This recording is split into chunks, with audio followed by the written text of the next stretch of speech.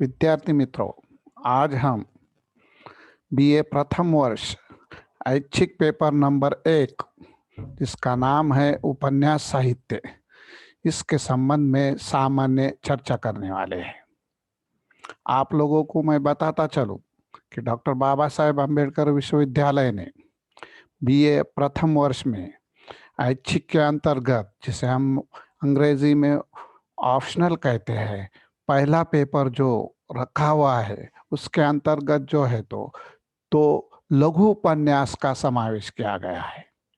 पहला उपन्यास है अमिता यशपाल रचित और दूसरा उपन्यास है आपका बंटी मन्नू भंडारी जी का।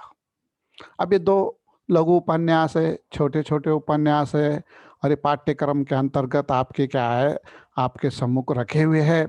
तो हम लोग आज पहले घंटे के अंतर्गत यहाँ पर आप लोगों के सामने इनके संबंध में सामान्य जानकारी देने के पूर्व अमिता के रचयिता जो यशपाल जी है उनके संबंध में पहले जानकारी देंगे।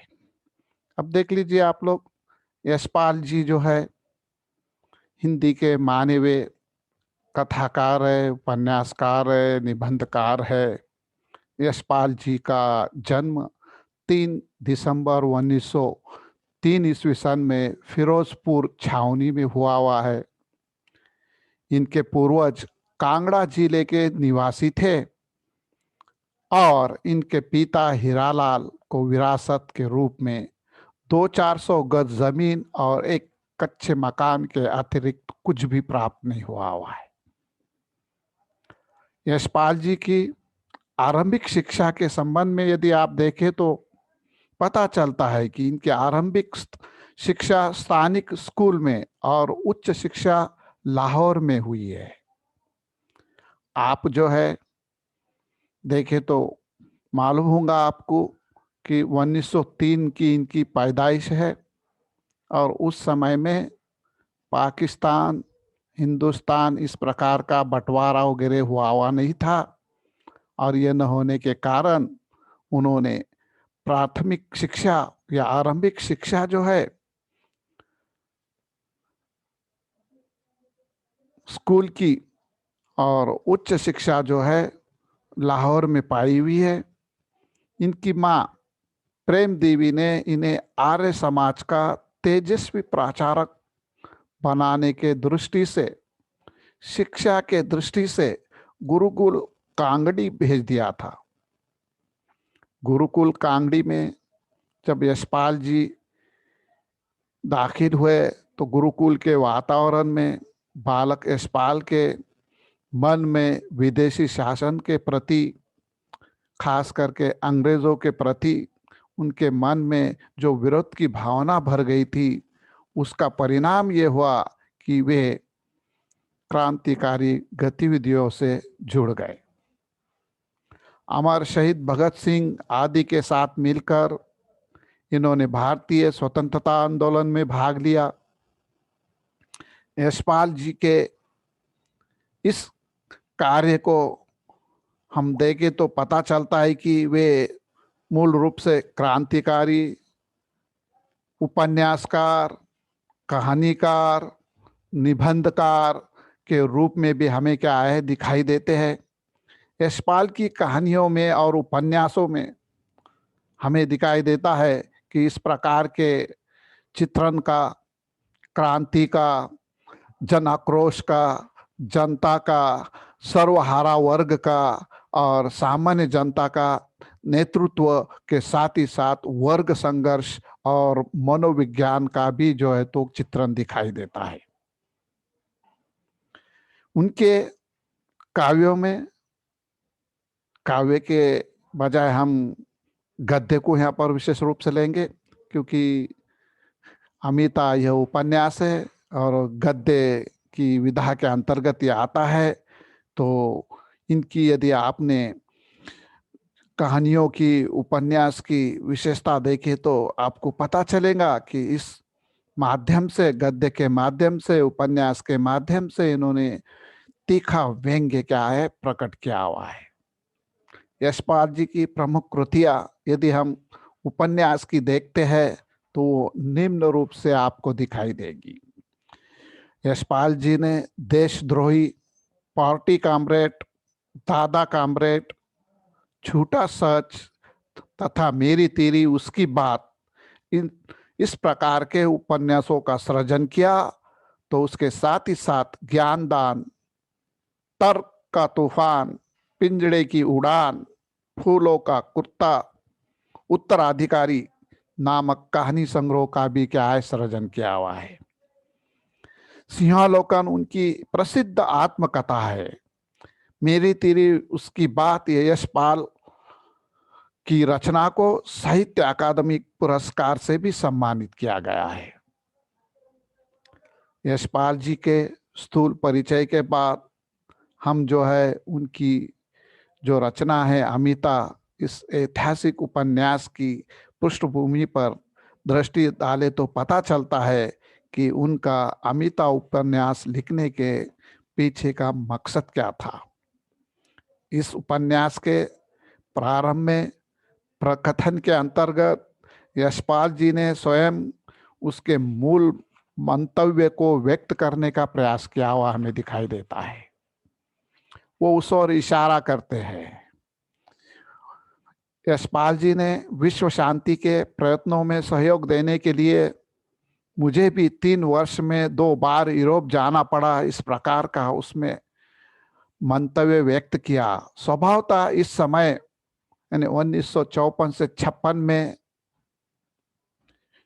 मेरे इस उपन्यास में मुद्दों द्वारा लक्ष्य को प्राप्त करने अथवा समस्याओं को सुलझाने की नीति की विफलता का विचार कहानी का मेरुदंड बन गया है। यानी कहने का तात्पर्य यह है कि यशपाल जी ने अपने साहित्य के अंतर्गत उनका जो संघर्ष था वो संघर्ष को भी सम्मिलित किया हुआ है। और ये ऐतिहासिक उपन्यास होते हुए अमिता ऐतिहासिक दृष्टिकोण सामने रखते हुए सद्य स्थिति का या उस समय का जो है तो क्या है जो मामला था उसको भी उसमें उजागर करने का अमिता उपन्यास के माध्यम से उन्होंने प्रयत्न किया हुआ है। मुद्दों द्वारा लक्ष्यों को प्राप्त करने अथवा समस्याओं को सुलझाने की नीति की विफलता का विचार कहानी के मेरुदंड के रूप में उन्होंने इसमें प्रकट किया हुआ है। कलिंग पर अशोक के आक्रमण की घटना में परिवर्तन करके यशपाल ने इस उपन्यास का केंद्र कलिंग की बालिका राजकुमारी अमिता को बनाया। उपन्यास के माध्यम से वे जो संदेश युद्ध त्रस्त संसार को देना चाहते थे उसको उन्होंने अपने प्रकथन में रखा। अमिता यशपाल का ऐतिहासिक उपन्यास है।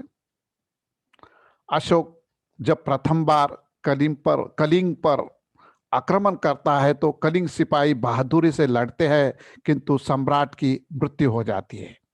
अब देख लीजिए, आपको प्राचीन भारत की ओर बढ़ना पड़ेगा। हम देखते हैं आज़ादी के पहले हिंदुस्तान में छोटी छोटी रियासतें थी, जैसे कि कलिंग की रियासत है। उसके पश्चात आप देखते हैं तो इंद्रप्रस्थ बोलकर जो है तो दिल्ली की सियासत है। उसके पश्चात हम देखते हैं कि अयोध्या के नवाब उनकी सियासत है, ग्वालियर के सिंधिया उनकी जो है तो क्या है राज्य है, या इधर निजाम का राज्य है, पेशवा का राज्य है। न कहने का तात्पर्य यह है कि आज़ादी के पहले भारत छोटे छोटे रियासतों में छोटे छोटे राज्यों में बिखरा हुआ था। और ये अमिता उपन्यास में अशोककालीन समाज का, अशोककालीन राजनीति का, अशोककालीन पृष्ठभूमि का चित्रण सम्मुख रखते हुए ऐतिहासिक धरातल पर आज के आक्रमण का या आक्रमण से त्रस्त लोगों के विचारों को इसके माध्यम से प्रस्तुत करने का प्रयास यहाँ पर जो तो यशपाल जी ने किया हुआ है। तो अमिता यशपाल का भले ऐतिहासिक उपन्यास है, इस उपन्यास में इतिहास की पृष्ठभूमि वगैरह लेकर सम्राट अशोक जो है, इतना ही नहीं आपको ये भी पता होगा कि इससे पूर्व अशोका नामक एक फिल्म निर्माण हुई थी। शायद मुझे लगता है उसके नायक शाहरुख खान थे। और अशोका फिल्म के अंतर्गत सम्राट अशोक कालीन स्थिति को उसमें चित्रित किया गया है, और अशोक किस तरह से खून की नदियां बहाता हुआ, युद्ध करता हुआ, और न जाने अपने ही राज्य के या अपने ही भाइयों को खून की नदियों में जो है तो बहाता हुआ, आक्रमण करता हुआ, राज्य को जो है तो विस्तारित करते करते आगे बढ़ रहा था।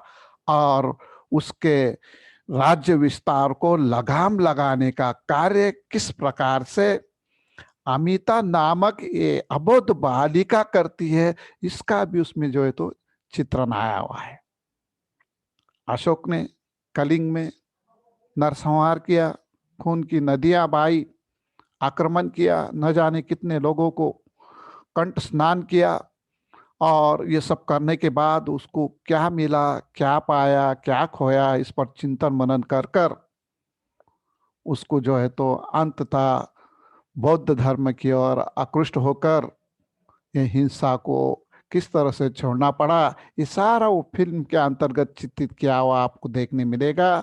उसी तारीख को, उसी इतिहास को, उसी पृष्ठभूमि को, उसी भाग को यहाँ पर हमें दिखाई देता है कि यशपाल जी ने अमिता नामक उपन्यास में अपने अंदाज से प्रस्तुत करने का प्रयास किया है। कहने का तात्पर्य यह है कि अमिता उपन्यास आप समझ रहे हैं, तो अमिता उपन्यास के पूर्व यदि आपने वो फिल्म अशोका देखी होगी, तो उसकी कथा वस्तु, उसके पात्र चरित्र चित्रण, उसकी जो है तो हमें दिखाया देता है डायलॉग बाजी, संवाद या कथोपकथन, या उसकी भाषा शैली, या उसका जो मकसद है, ये आप देखते हैं तो यहाँ पर क्या है, पूर्ण होता हुआ आपको कुछ पैमाने पे दृष्टिगोचर होगा। देख लीजिए, प्रस्तुत उपन्यास के अंतर्गत यदि आप देखें तो पता चलता है कि सम्राट की मृत्यु के पश्चात कलिंग की महारानी बौद्ध धर्म में दीक्षित हो जाती है। ये मार काट खून खराबा ये देखकर उसका मन परिवर्तन हो जाता है, और उस समय बौद्ध धर्म का मामला बड़ा उरूज पे था। और भारत से ये धर्म का जो प्रारंभ हुआ, वो न जाने हमें चाइना, नेपाल, सौमित्र, उसके साथ ही साथ हमें तिब्बत, वो जो है तो भारतवर्ष के बाहर भी किस तरह से फैला, वो भी आपको जो है तो देखने के लिए मिलेगा। महामंत्री और सेनापति महारानी की पुत्री अमिता के नाम पर शासन करते हैं। अतः अशोक विजयी होता है, और अमिता की बाल सुलभ सरलता से उसका हृदय परिवर्तन हो जाता है, जैसे कि मैंने आपको फिल्म के माध्यम से भी बताया था। और अब इस उपन्यास के माध्यम से भी जो है तो आपको उपन्यास को प्रारंभ करने से पूर्व हम क्या है यहाँ पर एक संकेत के रूप में बतला रहे हैं कि किस तरह से सम्राट अशोक ये जो है अपने जो है तो मन को परिवर्तन करते हुए वो जीत कर भी किस तरह हार जाता है, इसका रूप आपको इसके उपन्यास के अंत में भी देखने मिलेगा, और प्रारंभ में मैं उसका संकेत दे रहा हूं। देख लीजिए, प्रस्तुत उपन्यास में अमिता के इर्द गिर्द घटनाएं घूमती है। अमिता की कथा मुख्य है, और प्रासंगिक कथाओं में, क्योंकि मुख्य कथा अमिता की है, राजकुमारी है, वो वहाँ की राज सम्राज्ञी है, और ये मुख्य रूप से होने के कारण उसके सहयोग में या उसके साथ में आने वाली जो कथाएं हैं, वो किस किस की कैसी कैसी है और कौन कौन है क्या है, उसका भी यहाँ पर मैं आपको जिक्र कर रहा हूँ।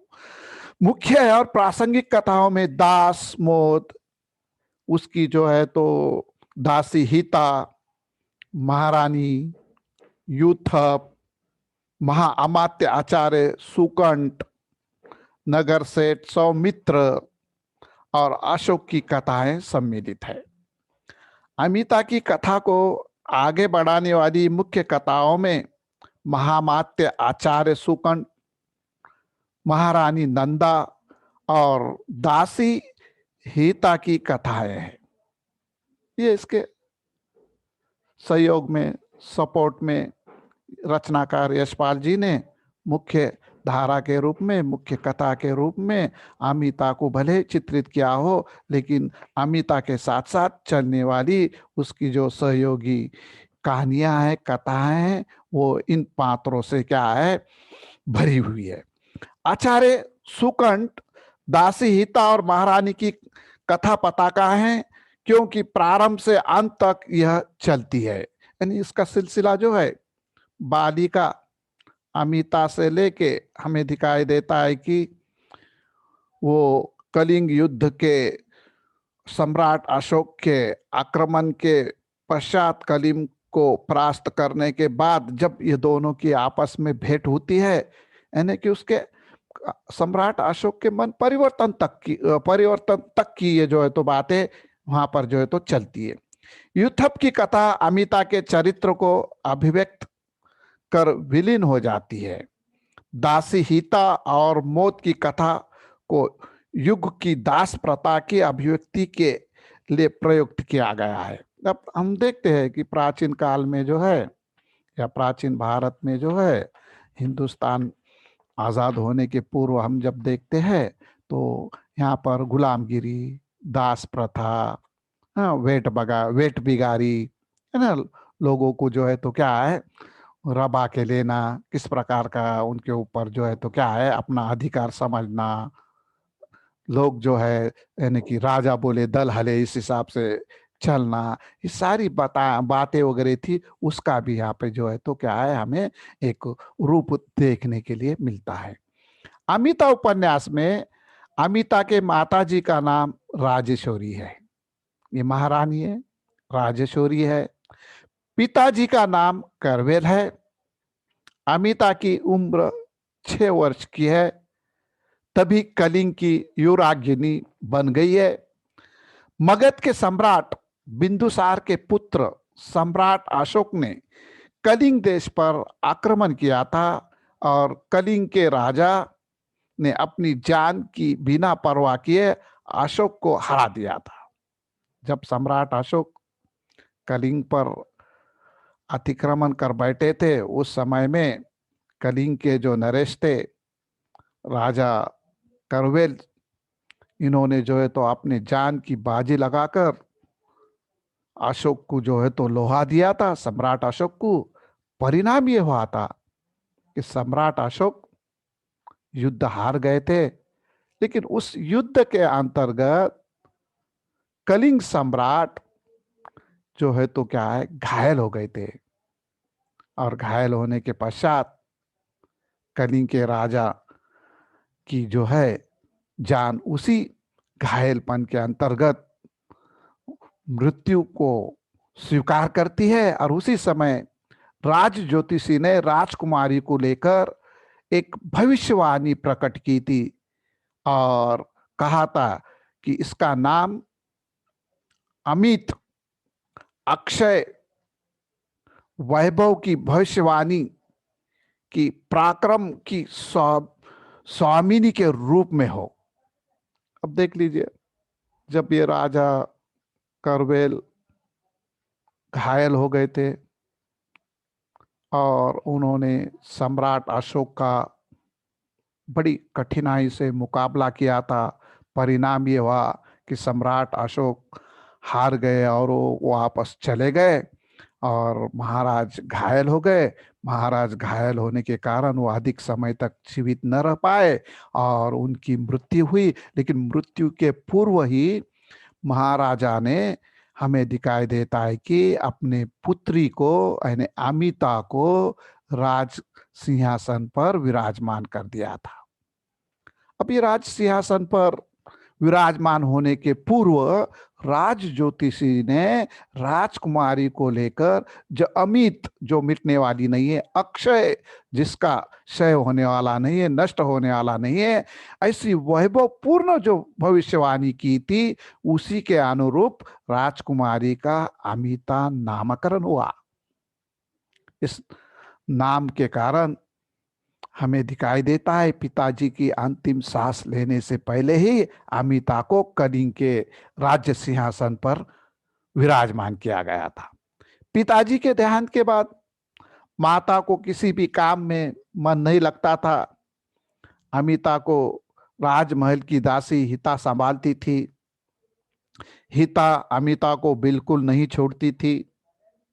दोनों भी एक दूसरे के बिना नहीं रह सकते थे। यानी ये हिता नामक जो दासी थी, वो जो है राजकुमारी अमिता को बड़े चाव से, लगन से, दिल से, यानी बड़े वात्सल्य से, स्नेह से, प्रेम से उसका लालन पालन करती थी। वो उसके बिना नहीं रह पाती थी। अमिता की प्रिय दासी हिता पूरे महल में पहचानी जाती थी। अमिता अपने कुत्ते बबरू के साथ भी बहुत खेलती थी। राजकुमारी जब भी कबूतरों को दाना खिलाती तब बब बबरू उन पर भौंकता और उसको अमिता डांटते हुए कहती है, देख लीजिए क्या कहती है। वो अपनी माता जो है, महारानी के जो बोल है, वो राजेश्वरी, महारानी राजेश्वरी के जो बोल है, उसी बाल बोल को यहाँ पर क्या है दोहराते हुए कहती है और उस नीरी कबूतर पर भौंकने वाले कुत्ते को डांटते हुए कहती है, तू नीरी कपोतों को क्यों आतंकित करता है? अम्मा कहती है, किसी से छीनो मत, किसी को डराओ मत, किसी को मारो मत। तू भूखा है तो हम तुझे दूध भात खिलाएंगे। तू कपोतों से मत छीन। यानी कि इस बालिका की बाल सुलभ मनोवैज्ञानिक बातें मन को किस तरह से लुभाती हुई नजर आती है और किस तरह से अपनी माता महारानी के बातों को वो अमल में लाती है, इसका एक लेखा जोखा हमारे सामने इन पंक्तियों के माध्यम से प्रस्तुत होता है।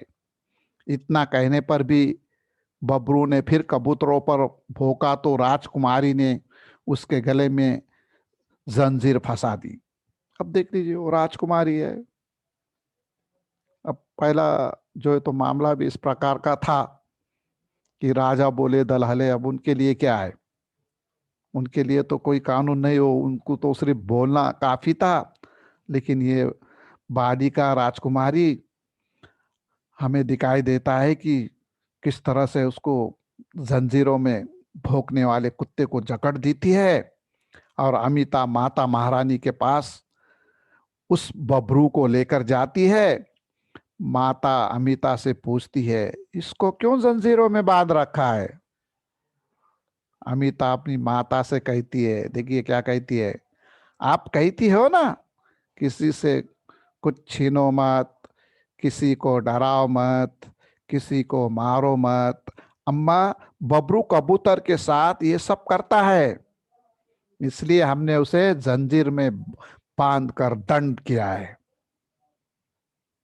तभी महारानी अम्मा ने अमिता को गोद में ले लिया और बड़े प्यार से, लाड से उसे वे समझाते हुए कहती है, अमिता, तुम्हारी ऐसी ही धर्म में आस्था और प्रवृत्ति होनी चाहिए।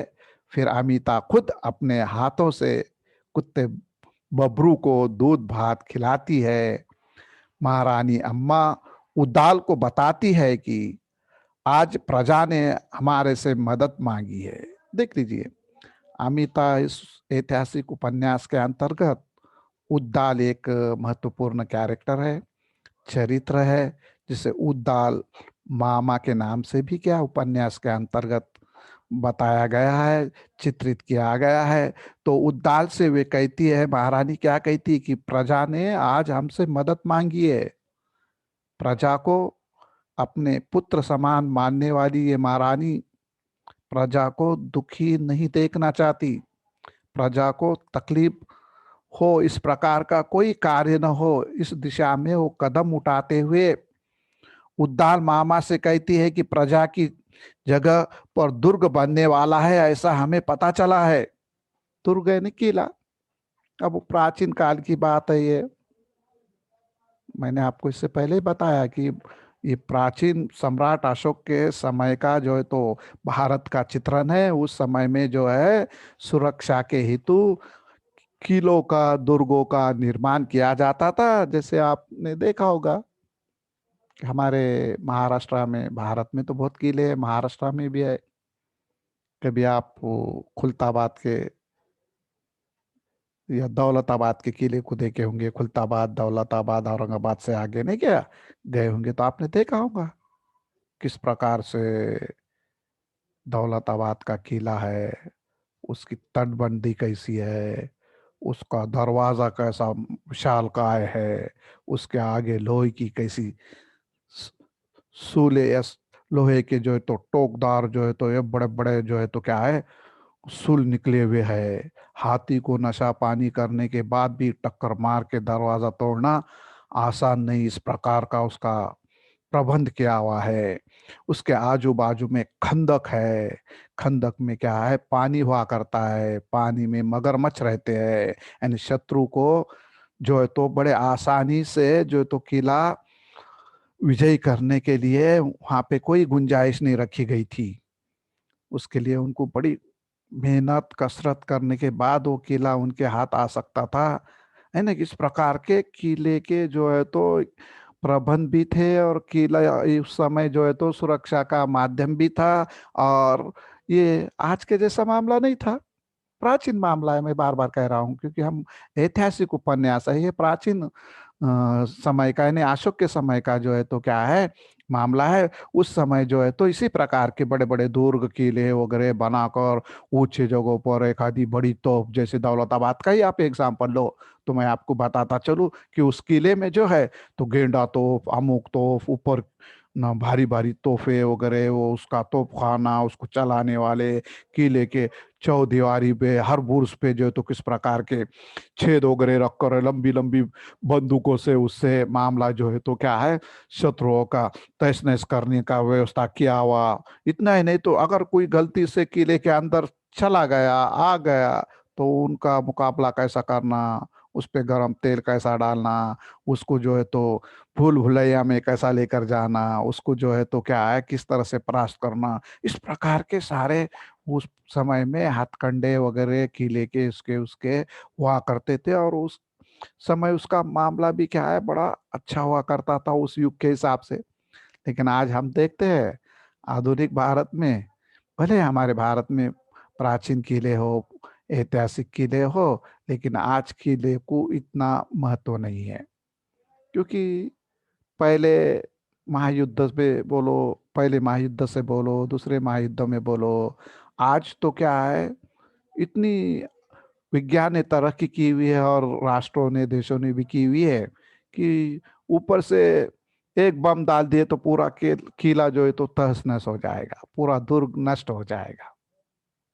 ना वो तटबंदी काम में आने वाली है, ना वो खंदक काम में आने वाली है, कोई काम में नहीं आने वाली। उस समय वो आती थी, उस समय के हिसाब से वो ठीक था।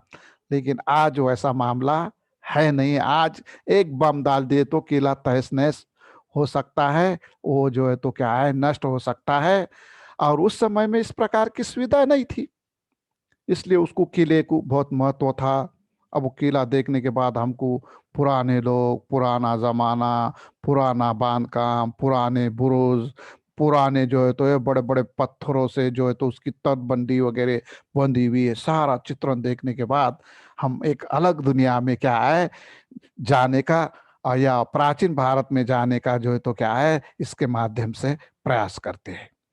तो हमने देखा उस समय की स्थिति अलग थी और आज की स्थिति अलग है। आजकल तो क्या है ड्रोन है, आजकल जो है तो वार रूम में बैठे बैठे एक बटन क्लिक कर दिए तो न जाने वो मिसाइल वहां जाकर जो है तो अपना काम कर कर वापस आती है। उस समय वैसा नहीं था, उस समय आमने सामने लड़ाई थी। उस समय योद्धा तलवारों से, तीरों से, बाणों से लड़ा करते थे। उस समय गज दल, अश्वदल, पगदल, रथ दल, इस प्रकार की सेनाएं हुआ करती थी। आज जैसे हमें दिखाई देता है कि स्थल दल है ना, जिसको आर्मी कहते हैं हम, वायु दल है ना, जिसे हम एयरफोर्स कहते हैं, है ना, जल दल है जिसे हम नेवी कहते हैं। इस प्रकार के आज के युद्ध के और सैन्य के उसके लड़ने के जो है तो क्या है मामला थे, उस समय कुछ और थे। खैर जो भी थे वो आप लोगों को आगाह कराना मेरा कर्तव्य था और मैंने आप लोगों के सामने जो है तो ये बातें रखी। अब प्रजा की जगह पर दुर्ग बनने वाला है ऐसा हमें पता चला है। जब महारानी कहती है और उद्धर मामा को इसका पता लगाने के लिए कहती, तो हम न चाहते हुए भी प्रजा का हक कोई छीने, उन्हें दूसरे दुर्ग की जरूरत ही नहीं है। उद्दल मामा आप जाकर देखे कि वहां दुर्ग कौन बना रहा है, और तभी यह बातें चलती है। तो राजकुमारी ये सब सुनती है और वो भी अपने उद्दल मामा के साथ जाने के लिए क्या है आग्रह करती है। मामा के साथ मैं भी जाऊंगी। अब राजकुमारी है और जाना चाहती है, तो अब उसे कौन रोक सकता है भाई। वो जिद करती है, हट करती है, और मामा के साथ हमें दिखाई देता है हाथी पर सवार होकर बैठकर वो जो है तो वहां से निकल पड़ती है और महारानी राजकुमारी अमिता को जाने की अनुमति दे देती है। राजकुमारी अमिता हाथी पर बैठकर मामा के साथ जब चल पड़ती है, तो वहां वो देखती है कि यूथप प्रजा पर अन्याय कर रहा है, उन्हें मार भी रहा है। यह सब दृश्य अमिता अपने आंखों से देखती है। और वो यूथप से जब अमिता पूछती है कि ये सब क्या हो रहा है, तो यूथप अमिता से कहता है कि ये प्रजा की रक्षा के लिए किया जा रहा है।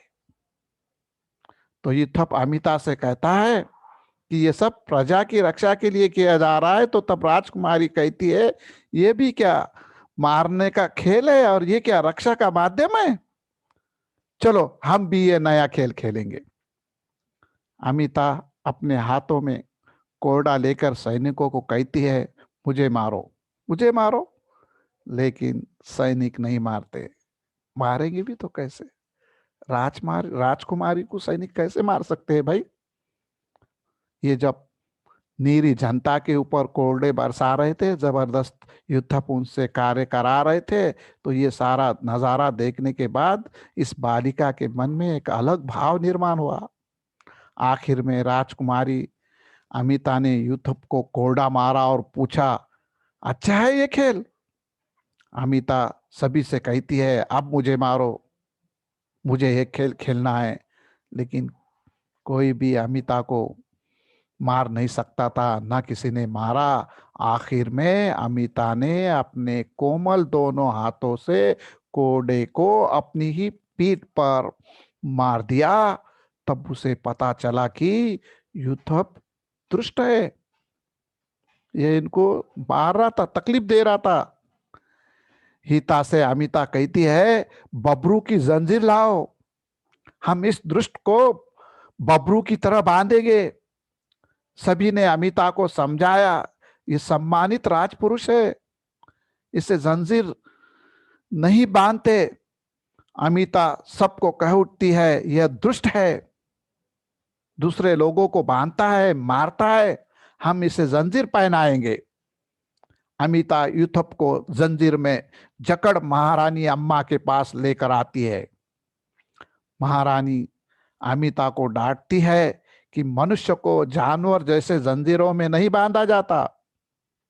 उत्तर टेकरी पर प्रजा की व्याकुलता का आंखों देखा वृत्तांत महारानी को बताया जाता है। तभी महारानी ने क्रोध में यूथप से कहा, प्रजा की धरती नहीं छीनी जाएगी, हमें नए दुर्ग की आवश्यकता नहीं है। यह खबर आचार्य सुकुंड तक पहुंचती है। भद्रकीर्ति आचार्य सुकुंड से कहते हैं कि महारानी दुर्ग नहीं बनाने देगी, अशोक युद्ध करने के लिए आ रहा है, हमें दुर्ग की आवश्यकता है। आचार्य सुकंड भद्रकीर्ति को समझाते हुए कहते हैं कि उत्तर टेकरी पर दुर्ग बनाने की अनुमति महारानी को देना ही पड़ेगी। और इस प्रकार से इन राजनायकों के अंतर्गत दुर्ग बनाने पर से क्या है चर्चा विमर्श होता है। और वो दुर्ग बनाने की जो जमीन थी वो जनता की थी, रियाया की थी, और उनकी जमीन लेकर वहां पर किला बनाना और उससे अशोक से सुरक्षित स्थान बनाने का इनका जो कार्य था, वो कार्य के लिए जो तो महारानी जो है तो अनुमति नहीं देती है और उन्हें वहां पर वो जो है तो रोकने का प्रयास करती है। लेकिन जो सामंत कह लीजिए या राजनायक कह लीजिए या राज दरबार के जो है तो प्रतिष्ठित राजने नायक लोग जो होते हैं, वो जो उस संबंध में विचार परिमर्श करते हैं और वो कार्य प्रारंभ करते हैं, उस पर महारानी के कारण हमें दिखाई देता है कि रोक लग जाती है। महारानी का धर्म विश्वास, राज्य धर्म अनुशासन और राज्य की रक्षा में बाधा बनेगा तो बहुत बड़ा संकट आ जाएगा। इस प्रकार की ये राजनायक आपस में आचार्य सुकंठ, यूथप वगैरह जो है तो इस पर चर्चा करते हैं। तुरंत समझाने की कोशिश करते हैं कि नया दुर्ग बनाना बहुत जरूरी है। अशोक पूरी तैयारी के साथ युद्ध करने आ रहा है। हमारी प्रजा के लिए, हमारे राज्य के लिए दुर्ग की आवश्यकता है। लेकिन महारानी अपने वचन से पीछे नहीं हटती। प्रजा को वो दुख देना नहीं चाहती और इसी कारण वो दुर्ग बनाने के लिए अनुमति नहीं देती। इतने में राजकुमारी अमिता वहां आ जाती है। दोनों चुप हो जाते हैं और आचार्य महारानी की अनुमति लेकर वापस चले जाते हैं। राजकुमारी अमिता अपनी सहेली के साथ खेलती है।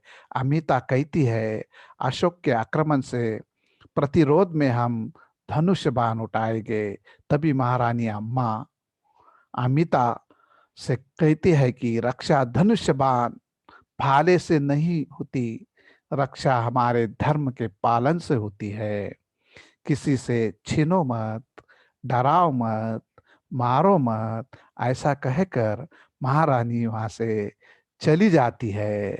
इन बातों से यह स्पष्ट हो जाता है कि महारानी पर बौद्ध धर्म की अहिंसा की बातों का गहरा प्रभाव निर्माण हुआ है और उसी अहिंसात्मक मार्ग से चलने का वो निर्णय लेती है।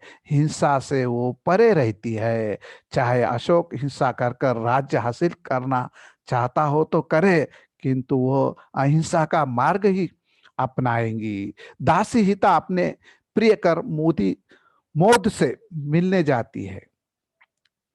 जब भी अमिता सो जाती है तब वो जाती है और उठने से पहले आ जाती है।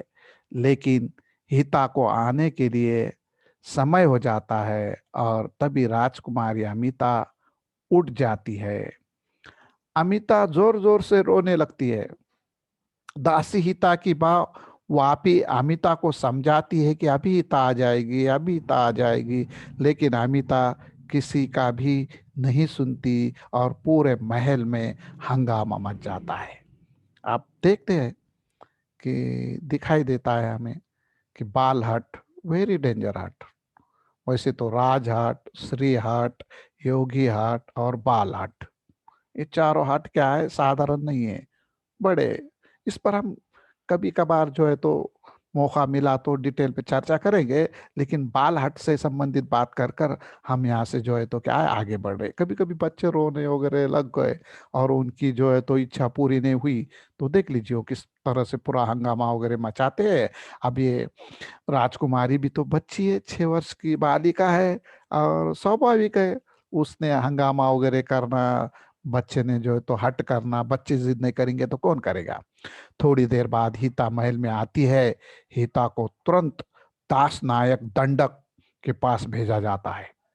देख लिए दास नायक जो है, दासों का नायक, जितने भी दास दासियां महल में रहते ना, तो उस दास नायक का नायक दंडक के पास भेजा जाता है, जो है तो गलत काम पर दंड देने वाला, दंड देने का जिसे अधिकार है। दंडक हिता को पीठ पर कोड़े से मारता है। उसकी आवाज अमिता को सुनाई जाती है। अमिता जोर जोर से हिता को बुलाती है। दंडक हिता को छोड़ देता है। राजकुमारी अमिता हिता को देखकर बहुत खुश हो जाती है। अमिता को लगता है कि दंडक ने हिता को मारा है। तब हिता अमिता को बताती है कि मैं प्रेम का खेल खेलने गई थी, यानी वो अपने प्रेमी से मिलने गई थी। अमिता हिता से कहती है कि अब प्यार का खेल खेलने मत जाना, नहीं तो दंडक तुझे और मारेगा। गीता अमिता को बताती है कि प्यार में मिली मार भी मीठी लगती है। ऐसा सुनकर अमिता कहती है कि मैं भी प्यार का खेल जरूर खेलूंगी। अब हम इस भाग को, यानी कि अमिता उपन्यास के यहाँ तक देखने के पश्चात अगले भाग को अगले घंटे में जो है तो प्रारंभ करने का प्रयास करेंगे। आज के लिए मुझे लगता है कि इतना काफी है, और कल हम अगला भाग देखेंगे।